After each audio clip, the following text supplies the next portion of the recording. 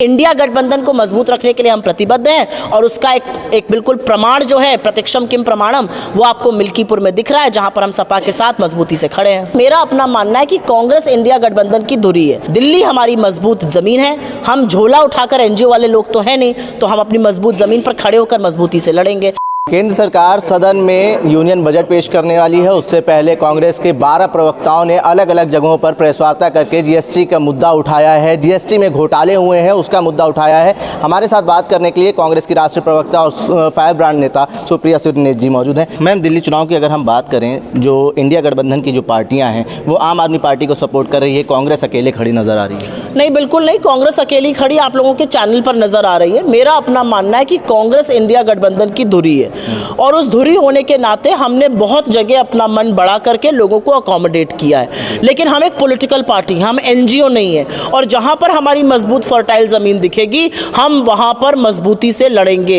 और वो एक राज्य दिल्ली है जहां पर हमने 15 साल सरकार चलाई है, जहां पर लोगों ने बड़ी उम्मीद से एक पार्टी को चुनकर सरकार में भेजा और उनको नाउम्मीदी झेलनी पड़ी। अरविंद केजरीवाल जी अपना शीश महल बनाते रहे, दिल्ली की आम जनता के लिए उन्होंने कुछ खास किया नहीं है और इससे लोगों में नाराजगी है, रोष है। जिस तरह से वो जब दिल्ली जल रही थी चुपचाप बैठे हुए थे, एक शब्द नहीं बोल रहे थे।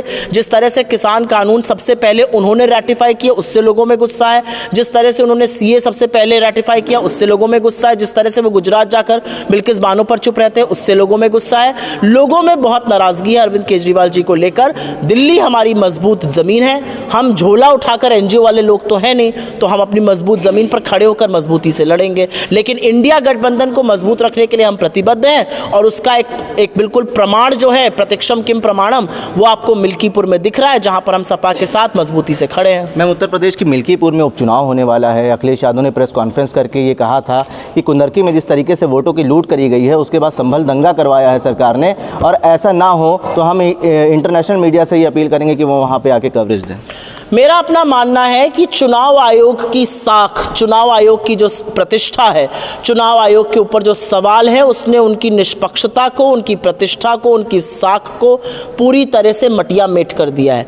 चुनाव आयोग, अगर चुनाव आयुक्त टीवी पर आकर शेरो शायरी कर रहे हैं, आप शायर बनने के लिए वहाँ नहीं बिठाए गए हैं। आप इस देश में निष्पक्ष चुनाव हो, लोगों के मन में संशय और सवाल हो, उसका जवाब देने के लिए बिठाए गए हैं। हमारा सवाल था 50 लाख वोट 4 महीने में कैसे आए महाराष्ट्र में, जो 5 साल में आए थे लोकसभा में। आपका उसके पास कोई जवाब नहीं है। आप कौन होते हैं बताने वाले कितना टाइम लगेगा सीसीटीवी रिकॉर्डिंग देखने में? हमारे ऊपर छोड़ दीजिए, लोग देखना चाहते हैं। आपने, क्योंकि जनता के पास इंफॉर्मेशन ना पहुंचे, आपने इलेक्शन मैनेजमेंट के रूल्स बदल दिए। तो बहुत सारी ऐसी बातें हैं जो इन लोगों पर सवाल खड़े करती हैं और मुझे ऐसा लगता है कि उन सवालों के बीच जनता एक अहम फैसला करेगी। मैम, एक आखिरी सवाल, संभल हिंसा जो 46 साल पहले हिंसा हुई थी संभल में, उसकी दोबारा जांच मुख्यमंत्री योगी आदित्यनाथ ने आदेश दिए दोबारा जांच कराने। मुख्यमंत्री योगी आदित्यनाथ जी, जो दुर्भाग्यवश ऐसे मुख्यमंत्री हैं, जब वो गाड़ी चलाते हैं तो वो सामने नहीं देखते हैं। वो जो पीछे वाला शीशा होता है ना, रेयर व्यू मिरर, वो उसमें देखकर गाड़ी चलाते हैं और इसलिए उत्तर प्रदेश की गाड़ी बार बार भिड़ जाती है, एक्सीडेंट हो जाता है।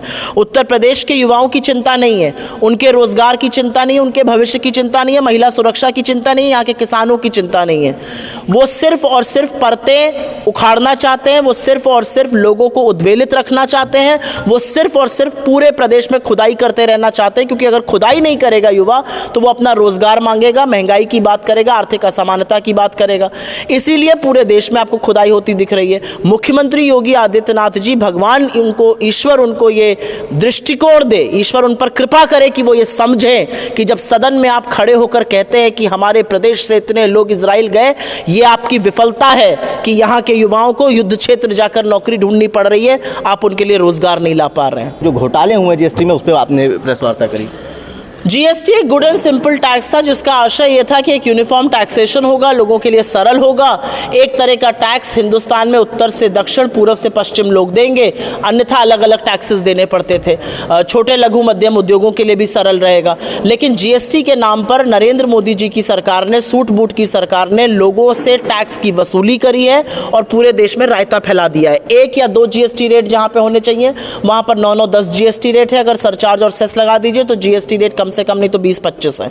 असलियत यह है कि जीएसटी के नाम पर लोगों की रोजमर्रा की चीजों पर जबरदस्त टैक्स लगाए। आटे पर टैक्स है, दही पर टैक्स है, दवाई पर टैक्स है, पढ़ाई पर टैक्स है, हेल्थ इंश्योरेंस पर 18% का टैक्स है। पिक्चर देखने जाइए, आपकी पत्नी सॉल्टेड पॉपकॉर्न खाएंगी 5%, दूसरा बच्चा खाएगा 12%, तीसरा पॉपकॉर्न खाएगा कैरमल 18%। ये कौन सी नीति है कि पॉपकॉर्न पर 3 तरह का टैक्स है?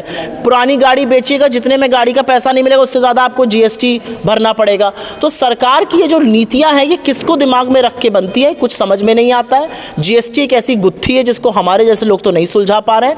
हमारा सरकार से ये मांग है कि जीएसटी से लोगों को राहत दी जाए, आवश्यक वस्तुओं को जीएसटी से मुक्त किया जाए, उसमें हेल्थ बीमा है, उसमें रोजमर्रा की चीजें हैं। और हमारी सरकार से मांग है कि जो कांग्रेस का मैनिफेस्टो न्याय पत्र था 2024 का, उसमें जीएसटी 2.0 का उल्लेख है, एक नया प्रारूप, एक ताज़ा, एक सरलीकरण जीएसटी का, उसको तुरंत आप कॉपी करिए, उसकी नकल करिए और उसको लागू कर दीजिए, लोगों को राहत दीजिए, आप श्रेय ले लीजिए, लेकिन लोगों को पर से टैक्स कहर हटाइए। बहुत शुक्रिया मैम बात करने के लिए। कांग्रेस की वरिष्ठ नेता सुप्रिया श्रीनेट हमारे साथ बात करने के लिए मौजूद एक बार बैठ के थी। उल्टा चश्मा के लिए आकिब मिराज खान, लखनऊ।